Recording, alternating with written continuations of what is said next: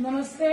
आम्ही सगळे हे पर्यटक श्रीनगरमध्ये आहोत आणि कालपासून इथे आम्ही आलो. तर काल जो काही हल्ला झाला त्याच्यामध्ये आम्ही पुण्यातले 12 जण आहोत.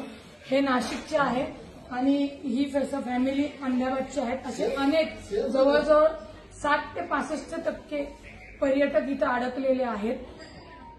कालचा हल्ला झाल्यानंतर आणि बातमी आल्यानंतर सगळे प्रचंड घाबरलेले आहेत. मला प्रशासनाला एवढंच सांगायचं की कृपया इथनं विमानाची सोय तातडीने करावी. आमच्यासोबत एक टुरिस्ट इथले आहेत की ज्याप्रमाणे हल्ला झाला म्हणून आम्ही सगळे भयभीत झालो, पण इथल्याच टुरिस्ट लोकांनी या नाशिकच्या फॅमिलीला स्वतःच्या हे ते आहेत भैया, आपका नाम क्या है? आदिर भैया म्हणून आहेत. हे यांचे ड्रायव्हर आहेत इथले पर्यटन टुरिस्ट पर्सन. यांना यांच्या घरी नेलं, जेवायला घातलं आणि सुखरूपपणे या हॉटेलमध्ये सुरक्षितपणे आम्हाला ठेवलेलं आहे.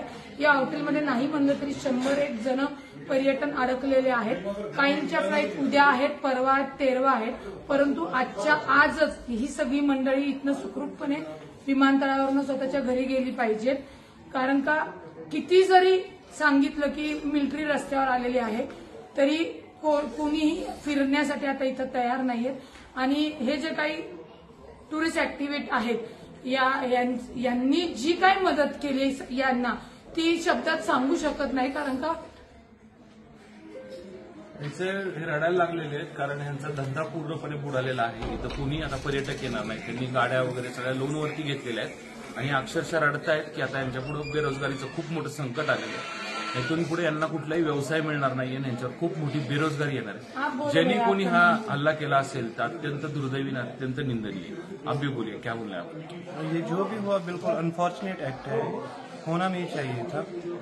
वो तो वहाँ पे मासूम बच्चे थे फैमिलीज के साथ, वो तो यहाँ पे वेकेशंस के लिए आए थे, हमारे साथ यहाँ एंजॉय करते थे, अपना भी घर चल रहा था, वो भी एंजॉय कर रहे थे. यहाँ की मोस्टली जो इकोनॉमी है इसी टूरिज्म पे डिपेंडेंट है. अब ये जिसने भी किया वो जानवर ही होंगे, वो तो इंसान नहीं होंगे. पूरी इंसानियत का कत्ल है ये तो होना नहीं चाहिए था. अब तो इसका रिजल्ट हमें तो भुगतना पड़ेगा ना, जो भी इसका आउटकम आएगा, क्योंकि गलती एक करता है बदनाम पूरे सारे लोग हो जाते हैं. अब तो क्या करेंगे?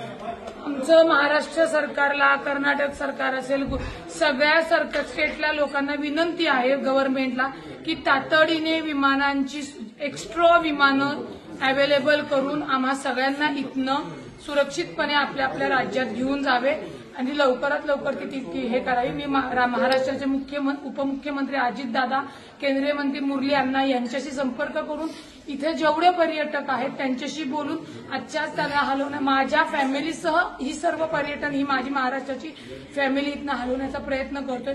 कृपया आम्हाला जास्तीची विमानं इथे तुम्ही उपलब्ध करून द्यावी एवढीच विनंती आहे. सगळी लहान मुलं आहेत आणि ही कळकळीची विनंती आहे, तातडीने आपण ही सोय करावी.